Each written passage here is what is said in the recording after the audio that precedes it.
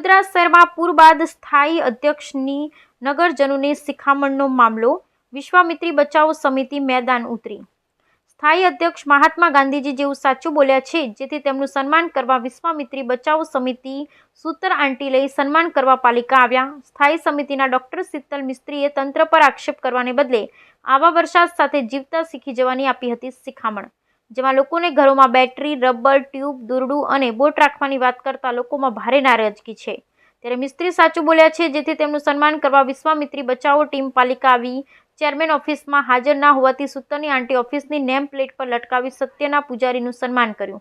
ચેરમેને ઘર દીઠ એક ટ્યુબ વસાવી લેવા માટે આપ્યા સૂચન આપ્યું હતું, જેને લઈને વિવાદ સર્જાયો છે।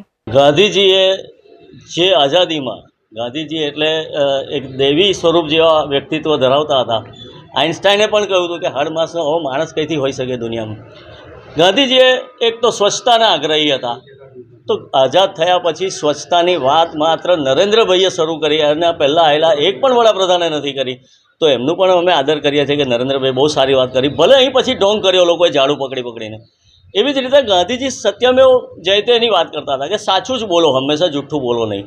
હવે શીતલભાઈ મિસ્ત્રી આપણા સ્થાયીના ચેરમેન 2 દિવસ પહેલાં એક મીડિયા ચેનલના ઇન્ટરવ્યૂમાં એવું બોલ્યા કે હવે વડોદરાના નગરજનોએ એક ટ્યુબ, એક તરાપો અને એક બેટરી વસાવી લેવી જોઈએ।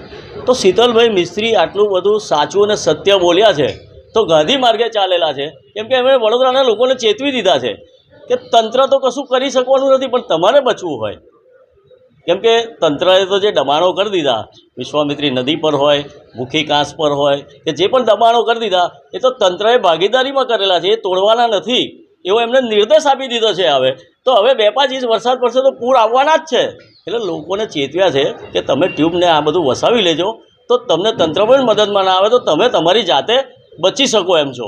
એના માટે એને સત્ય વાત કરેલી છે। શીતલભાઈને હવે એમને રાજકીય પ્રેશર આવ્યું હોય, ખરેખર તો ગાંધીજી આવ્યા હોય ને સાચું બોલી ગયા હોય એવું લાગે છે, પણ રાજકીય દબાણ આવ્યું હોય કે તમે તંત્ર ઉપર અપ્રત્યક્ષ રીતે આક્ષેપો કરી રહ્યા છો અને એમને દબાવવામાં આવ્યા હોય ને, કેમ કે એમને તો રાજકીય પદ મળેલું છે, તો ઉપર એમના બી ગોડફાધર હોય ને એમને દબાવવામાં આવ્યા હોય એટલે એમને ફેરવી તોડ્યું હોય, પણ એમને જે કહેલું છે એ તો સત્ય છે, અને સત્ય છે એ બધા જ લોકો જાણે છે અને જુએ છે। તો હવે સત્ય કહેલું છે અને લોકોને ઉજાગર કર્યા છે કે હવે વસાઈ લેજો, તમે તમારા ભરોસે છે, આત્મનિર્ભર પૂરથી બચવા માટે પણ બની જજો, એવું જે નરેન્દ્રભાઈની વાત છે એમને લોકોને કહી દીધી છે।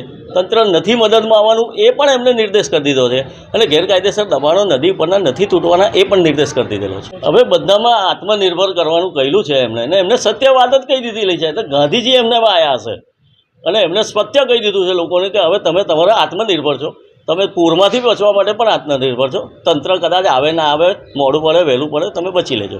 શીતલભાઈ જોડે એટલે સરખાવું છું કે ગાંધીજી જેવું સત્ય બોલ્યા છે, રાજકારણી કોઈ બોલે નહીં। આ શીતલભાઈ જે બોલ્યા છે એમને કેટલા ઠપકા સાંભળવા પડ્યા હશે, એમણે લોકોને માટે બોલ્યા છે।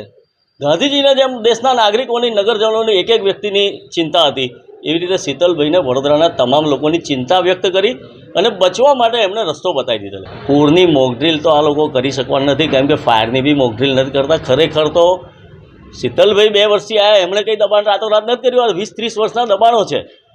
એમણે તો માત્ર 2 વર્ષમાં આ પૂર આવ્યું એટલે એમને હાલની પરિસ્થિતિ સંભાળવાની થઈ, પણ પાછલા લોકોએ કરેલા કુકર્મો એમને માથે ભોગવવાના થયા। ખરેખર જ્યારે પૂર આવે કે ડિઝાસ્ટર આવે તો ડિઝાસ્ટરના હેડ તરીકે કલેક્ટર હોવા જોઈએ, એ કલેક્ટરે તો કશું કર્યું જ નથી।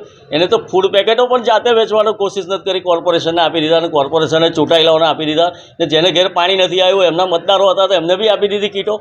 તો આવી રીતે આખું તંત્ર ડિઝાસ્ટરનું હોય, જે કલેક્ટરનું હોય એને પણ આખું ઊંધું મારેલું છે। પણ શીતલભાઈએ તો એવું કહી દીધું કે આ ભવિષ્યમાં 2-5 ઇંચમાં પણ વરસાદ આવશે અને તમે બોટ, ટ્યુબ અને બેટરી તો વસાઈ જ લેજો। ઘરમાં ટૂંકમાં બાળકોને પછી આચવવાના, પહેલાં ટ્યુબને આ બધાને, ટ્યુબને એની ઉપર તમે તરીને બહાર નીકળજો અને તમારી જાતે બહાર નીકળજો, બહાર જઈને તમને ખાવાનું મળે તો ખાઈ લેજો અને મગર મળે તો લડી લેજો।